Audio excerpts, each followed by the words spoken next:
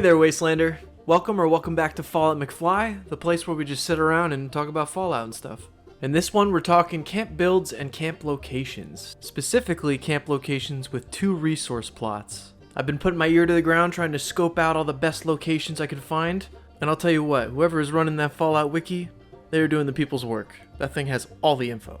So after reviewing the whole resource map, I think I'm ready and prepared to show you my top 5 best camp locations with more than one resource. Alright, we're gonna do this list by region, starting with the forest. This spot can be found near the North Kanawha Lookout, and with this plot you'll be able to harvest copper and steel. This spot can actually be pretty nice. Besides all those resources, especially even for a new player, it's right next to 76, you have a bunch of locations to loot right around you. Meanwhile, you have your resources being grown at home. It has a pretty decent space to build on, especially if you utilize that cliff edge. And just up the hill a little bit more is some plain wreckage with usually some form of random spawn, whether it be an ally or just some random NPC to talk to. All in all, it's a pretty basic spot. You can say what you want about it, but if there is one thing, let it be this. You can't deny that view. Moving on to number 2, and we're moving north into the Toxic Valley. This location is just outside of Grafton. Actually, I'm pretty sure if you just spawn to Grafton, it's literally to the left of where you spawn. So that means it's probably even better traffic if you're trying to sell things. But then on top of that, you're able to get 2 deposits, this being acid and fertilizer. PSA, phosphate deposits are fertilizer. This is also great for any kind of player trying to live that swanky, Fallout, dilapidated life, because everything up here in the Toxic Valley is just plain up destroyed. So if Fallout 3 was your type of game, this is probably the place you want to camp. The only downside I have to living in the Toxic Valley, which I've done a lot in the past, I just hate that it's constantly snowing ash. Even in your house, when you make an enclosure, it still snows in your house. I wish we could change that, that's my only gripe. But other than that, you'll clear out a bunch of trees from just placing stuff down, but it's pretty flat. Buyer beware though, make sure you bring a gas mask. Now for number 3, we're going to stay in the Toxic Valley. We're just going to move a little northeast. Just south of Crater, and I say that because that being one of its benefits, you can find a patch of land that has a junk pile and a lead deposit. Now this one's a personal favorite of mine. I used to use this a lot back in the day. That's ammo and random scrap. I can't ask for more. The only downsides, and it's really up to you if you see them, is that you're not really near anything. Like I said, I mentioned Crater just because I guess that's close by, but you're still going to get a free fast travel from your camp location, so that doesn't even matter. And then the terrain itself, it's kind of an awkward build space, and I say that from personal experience.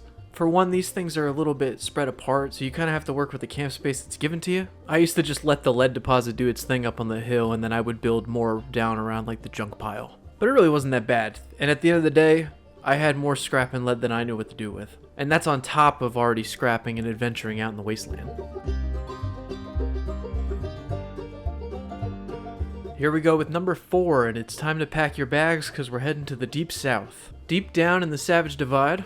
Actually, this is where the map will be expanding soon, so it might not be a bad idea for this spot. Here you'll find what I think is probably one of the most interesting camp locations in Fallout 76. For the sake of this video, it comes with a lead deposit and an acid deposit, but the fun part is the placement of those 2 deposits and then also the surrounding area. To be honest, I'm surprised I don't see more builders in this area, but at the same time, I imagine this is probably for the more adept camp builder. This could probably be daunting for someone who just started camp building or something. And that's me saying this when I've never even camped here myself. I don't know why I've never tried, but really I think that's it. If you want to make it efficient enough, you have to build a full set staircase to make it all the way down and all the way up this cliff base. But from the camp builds I've seen utilizing that, they truly are amazing, so it must be worth it once you're done. You essentially get 3 layers of a camp build built into the terrain, and as an added bonus, you get some silver on the side.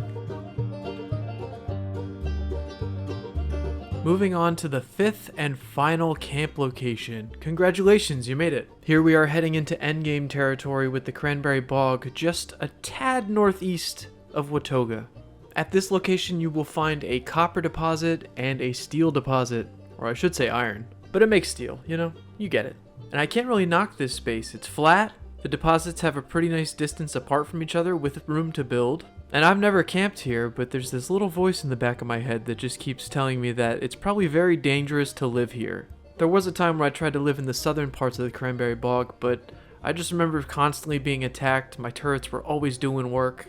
So let's just say that, if that's what you're looking for with your camp, if you want that constantly on your edge feel while you're at your camp, this might be the place for you. But let's look at the silver linings here. You are pretty close to Watoga, so you can always benefit from that. And if you ever need a Deathclaw spawn, it's really just a brisk jog that way. And then as an added bonus, when you get really bored, you can go explore the caverns underneath the Cranberry Bog.